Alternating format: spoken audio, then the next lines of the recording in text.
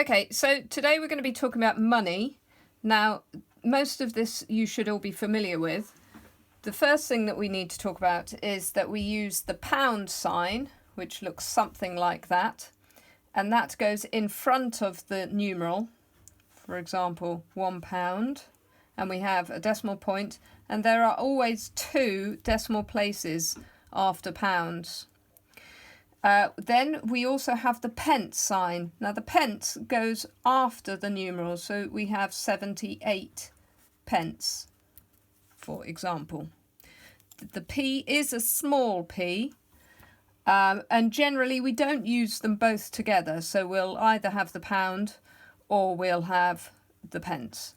So for example, we might have £2.73. We don't use the pence symbol then. Okay, so when we're adding up values, if all of our values are in pounds or if they're all in pence, then it's quite easy and straightforward.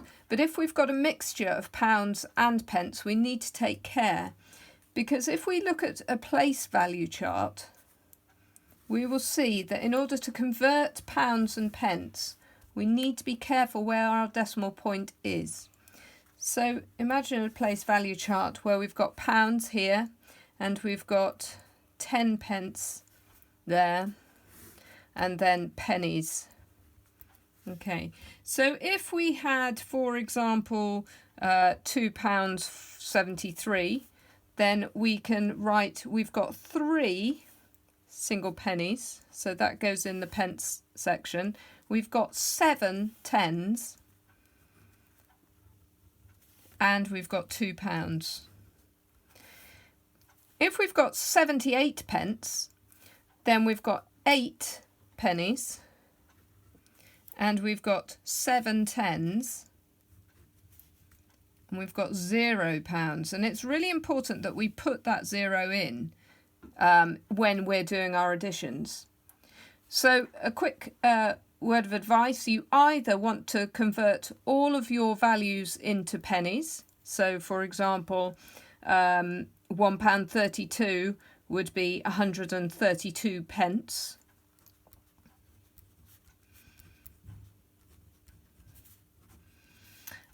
Or convert them all into pounds. This is particularly important when adding, as I've said, but also on the calculator. If you're using a calculator to do your additions, then you may also end up with a value, for example, of, I don't know, £3.50,